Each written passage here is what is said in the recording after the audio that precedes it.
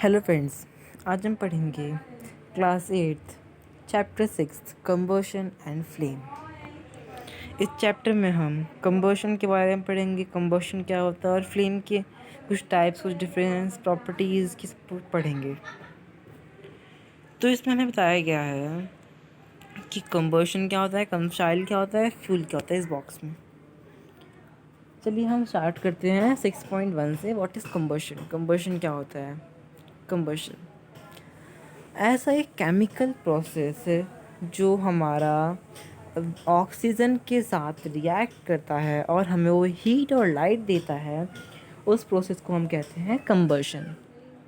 और ऐसा सब्सटेंस जो इस कंबशन में हमारा यूज़ आता है या फिर हम उस कंबशन में उसको लाते हैं, अंडरगोज करते हैं, उस सब्सटेंस को हम कहेंगे कंबस्टाइल या फिर फ्यूल। हमारा एक इस बॉक्स में जितना लिखा था, हमारा फॉर एग्जांपल एक वुड हमारा एयर के प्रेजेंस में चलता है, तो हमारा उस प्रोसेस को हम कहेंगे कंबशन। वो कंबस्टाइल वुड एक कंबस्टाइल सब्सटेंस है और वुड हमारा एक फ्यूल भी है। ओके, तो अब यहाँ पे एक क्वेश्चन उठता है। हाँ, पहले यहाँ पे हमें ये पढ़ते हैं कि यहाँ पे 6.1 व्हाट इज कंबशन। सबसे नीचे यहाँ पे एक टॉपिक दिया गया है। We find that charcoal burns in air. We know that the charcoals too burns in air produce carbon dioxide, heat and light. जो हमारा चारकोल बर्न होता है एयर में, तो हमें वो क्या देता है? वो हमें देता है कोल देता है, और हमारा बर्न एयर में प्रोड्यूसिंग कार्बन डाइऑक्साइड देता है, हीट देता है और लाइट देता है। अब यहाँ पे एक क्वेश्चन दिया गया है, बुझो ने पूछा है question. We were told that food is a fuel for our body. हम कभी कभी कहते हैं कि फूड हमारे बॉडी का एक टाइप का फ्यूल होता है। तो वहीं पे उसी टाइम में बहेरी ने आंसर दिया है, उसकी फ्रेंड ने। देखते हैं आंसर क्या है। Rightly so, in our body food is broken down by reaction with oxygen, heat is produced. जो हमारा एक फूड है वो हमारा ऑक्सीजन की प्रेजेंस में ब्रेक डाउन होता है। हमने ये एक चैप्टर था इसी के ऊपर क्लास 7th में, उसमें था ये जो हमारा फूड होता है हमारा ग्लूकोज में ब्रेक डाउन होता है, हमारी ऑक्सीजन की प्रेजेंस में होता है। ये हमें क्या देता है? हीट देता है, एनर्जी देता है। अब देखते हैं 6.1 एक्टिविटी। एक उतनी कुछ खास एक्टिविटी नहीं, लेकिन मैं फिर भी आपको बता दूंगा। Collect some materials like straw, mastic, kerosene oil, paper, iron nails, stone pickles, glass, etc. Under the supervision of your teacher, do the burn these materials one by one. The combustion take mark the material comes style. अच्छा, अगर आपको अभी भी combustion या फिर कम style समझ में नहीं आया, तो आप जो ये एक्टिविटी है अपनी टीचर की प्रेजेंस में, आप तो अपने पेरेंट्स की प्रेजेंस में करना। आपको इसको करना क्या है? आपको एक स्ट्रॉ लेना है, एक मैस्टिक लेना है, एक कैरोसिन ऑयल लेना है, पेपर लेना है, आयरन नेल लेना है, स्टोन पीस लेना है और ग्लास लेना है, और कुछ भी आप ले सकते हैं। आपको टेस्ट करना है कि वो कंबशन करता है या फिर वो कंबस्टाइल सब्सटेंस है या नहीं है। तो हम देखते हैं वुड हमारा एक कंबस्टाइल सब्सटेंस है क्योंकि हमारा एयर की प्रोसेस में जलता है। पेपर भी हमारा कंबस्टाइल सब्सटेंस है। और बाकी जितने ये सारे दिए हैं आगे के, इसे आप अपने घर पे अपने पेरेंट्स की हेल्प और पेरेंट्स की प्रेजेंस पे आपसे चेक कर सकते हैं। ये बहुत मज़ेदार एक्टिविटी है। चलिए आप आगे देखते हैं। यहाँ पे हमें एक एक्टिविटी दी है 6.2। इसे भी आप केयरफुली करना। इसे जो हैंडल करना है, ये बिल्कुल केयरफुली इसको हैंडल करना है आपको।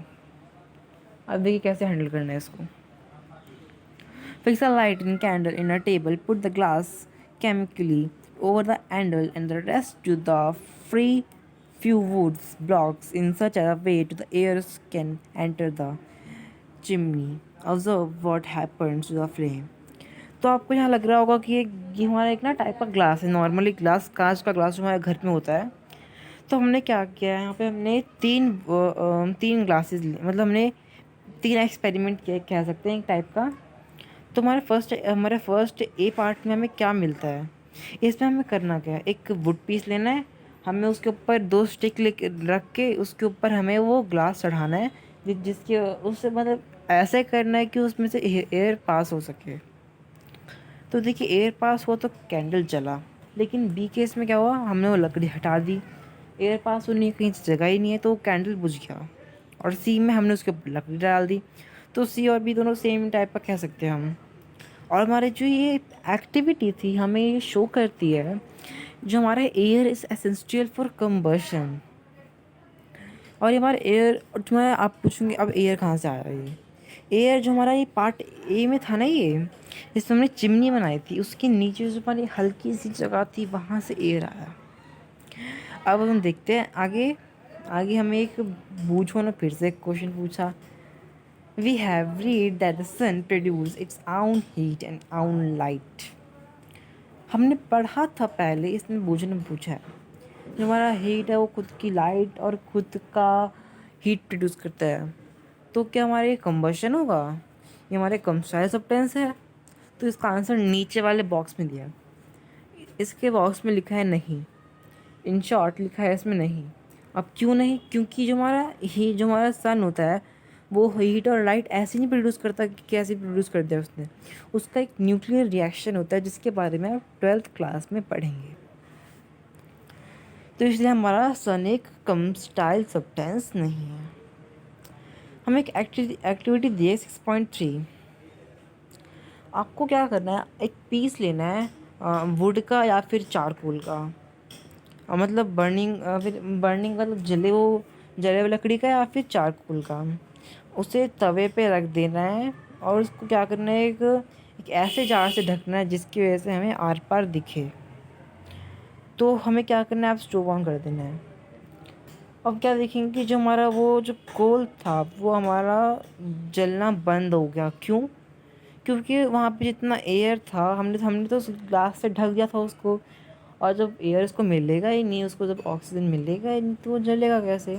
अब देखिए जैसे हमने यहाँ पे ये पढ़ा था, ये we find that charcoal burns in air, we know that burn.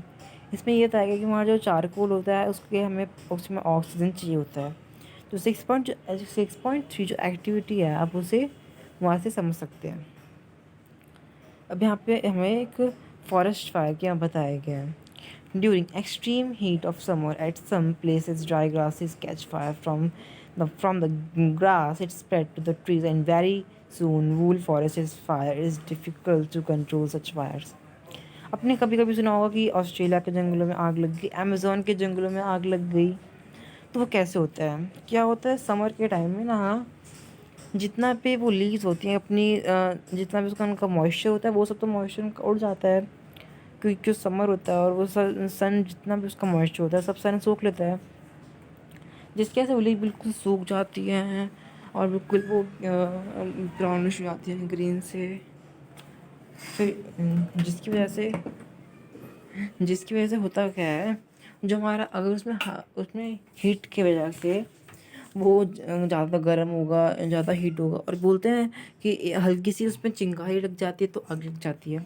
तो हमारे एक चिंगारी की वजह से एक पूरे फॉरेस्ट में आग लगती है। जैसे मान लीजिए अगर मान लीजिए आप एक फॉरेस्ट में खड़े हैं, बिल्कुल सूखा फॉरेस्ट है, उसमें अगर एक भी लीफ में आग लग गई ना तो वो अपने जितने भी साथ के ग्रुप के लीव्स हैं उनको आग लगा देंगी, और वो एक बड़ी आग बन के ट्री को आग लगा देंगी। फिर ट्री अपने दोस्तों को पास करेगा, मतलब अपने साइड की ट्री को पास करेगा, जिसकी वजह से आग और बढ़ जाएगी और आग लगनी शुरू हो जाएगी पूरे फॉरेस्ट में। हाँ, आपने देखा होगा ऑस्ट्रेलिया और अमेज़ोन में इसी वजह से आग लगी थी। अगर आप इस आग में फंस जाएं तो आप क्या कर सकते हैं? आपको क्या करना है, एक ब्लैंकेट लेना है, एक मोटा सा ब्लैंकेट। अगर आप मोटा सा एक ब्लैंकेट लेंगे और उसे अपने पे कवर कर लेंगे, अगर मान लीजिए आप पे आग लग गई तो सपोज़, तो जब आप उसे कवर कर लेंगे तो जो हमारा मोटा ब्लैंकेट है वो ऑक्सीजन को अंदर आने ही नहीं देगा, और हमारे हीट और जो हमारे सुना होगा आपने आग कैसे लगती है, हीट फ्यूल और ऑक्सीजन की वजह से। अगर अगर हम उसमें से ऑक्सीजन ही हटा देंगे तो आग तो बुझ जाएगी, जिसकी वजह से हमारा ब्लैंकेट तुम्हारा यूज़फुल होता है। और इसे आप याद करके रखना, ये आपके लिए बहुत हेल्पफुल हो सकता है कभी भी। You must have the experience of burning of piece of a paper. Does it burn when burning matchstick is बहुत near it?